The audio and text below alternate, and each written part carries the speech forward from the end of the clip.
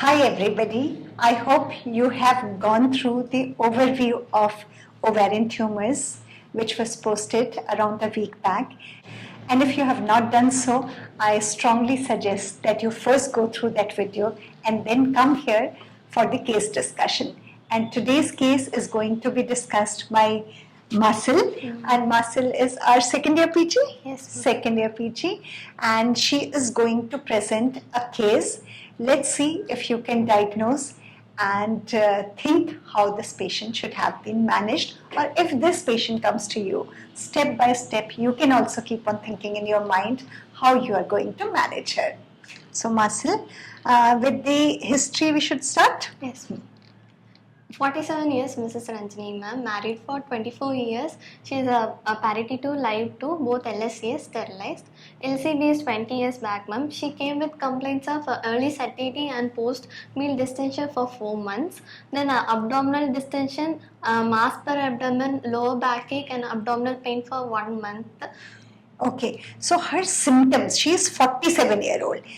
And she has come with non-specific complaints like gastritis, early satiety, post-meal distension. And what is the duration of her history? Like 4 months. 4 months. Okay, total duration of 4 months, which has aggravated in last 2 months, 1 month. Okay, and all non-specific complaints. Okay, she does not have any menstrual complaint. No menstrual disturbance. Okay, so let's move on from here to the examination part. Tell me. Like per abdomen examination, abdomen is soft, all contracts moves along with respiration, mass corresponding to 30 to 32 week size, ma'am. The consistency is variegated in consistency. It was side to side mobility was present, ma'am. Okay, so now if we combine the entire clinical presentation, history and a big cystic mass, cystic solid mass you have seen in the abdomen, it looks like what? Ovarian tumor. Now the first question is whether it is a benign ovarian tumor or a malignant ovarian tumor. So first you tell me from history what points favor benign tumor, what points favor malignant, then from examination. Her age group is in between, ma'am, like a premenopausal age group. So usually if this lady would have come 60-70 years, we would have thought first differential would have been malignancy. But in this age group, even benign lesions can happen. So we are not pinpointing our diagnosis to malignancy. So it can be anything, maybe benign also. Complaints? Like short duration, she is saying, like 4 months, aggravated in last. So very short duration.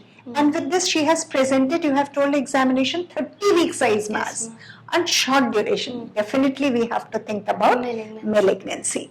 What kind of complaint? Usually if it is a benign ovarian tumor, the complaint will be slow abdominal distension, it can be pain in abdomen, okay. She will not have these kind of symptoms which you just described, okay. Other symptoms for a benign ovarian tumor can be related to its complication. What are the complications of benign ovarian tumor? Like a rupture. Rupture, which is the least common, torsion, infection and conversion to malignancy also can be one of the rare complications. So according to all these things, our diagnosis goes in favor of malignancy more, okay, but it can be anything. Because can you tell me, Masil, if we have to differentiate between a benign tumor and malignant tumor, how do we differentiate? Based on history. Based on history we suspect. If I have to say finally, patient your tumor, histopathology. So we have to remove it, but before histopathology we have to operate on her. So what kind of surgery we will do? So for that we should have some idea whether it is benign or malignant. So what investigation gives this idea? Like investigation, MRI. But before going to MRI, ultrasound. Okay, you know it. Okay, ultrasound, and we have to be very specific. If it is a small mass, pelvic mass, then TVS is very good. Otherwise also we can get an idea. We have different kind of scoring systems which are popular. Can you give me example of one of them? ORAD score, RMI score. Okay, so many scores are there with which we can put our findings and try to get an idea.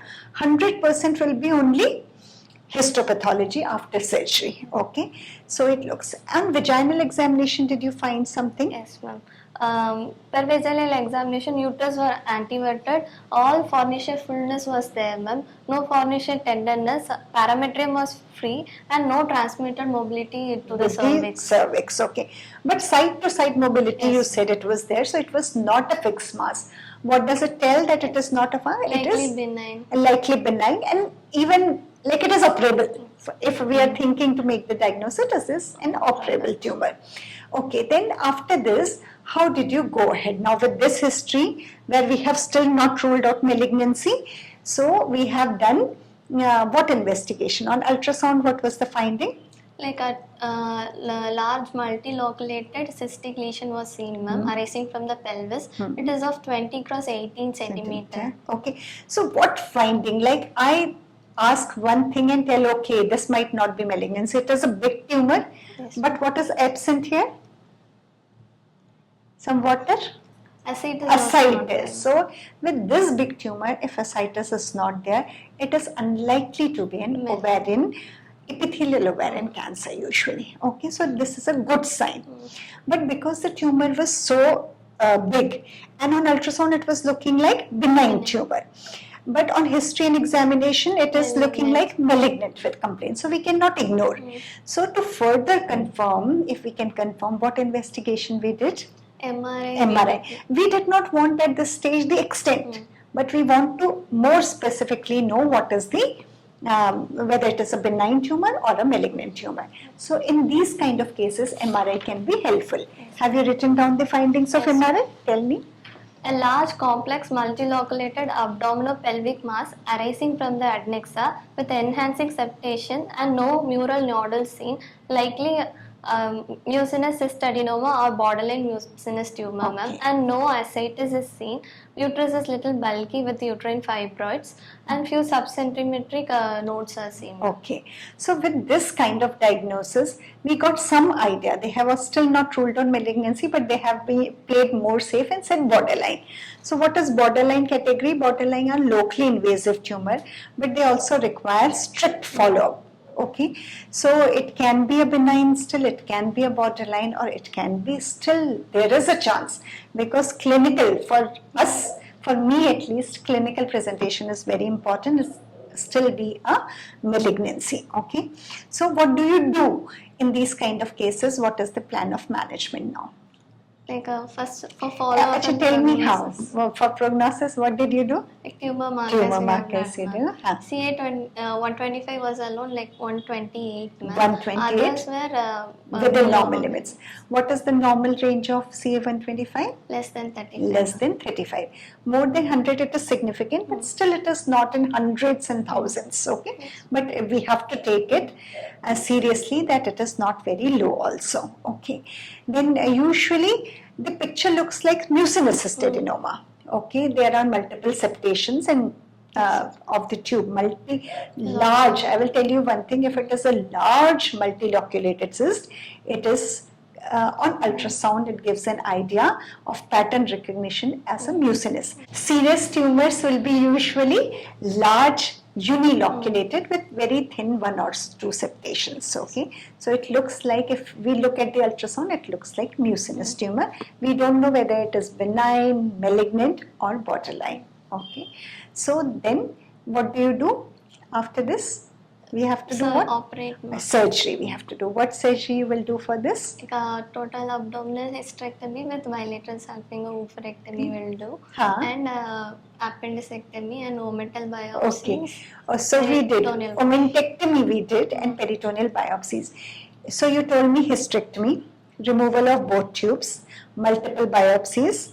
Ascites fluid was not there, so we took peritoneal washing. And omentectomy, did I tell? Omentectomy we did. So many things when you do. Can you give one name to this entire surgery? Staging laparotomy. Staging laparotomy. Okay. So we have gone ahead and done staging laparotomy for her. Okay. During surgery, you were there at the time of surgery.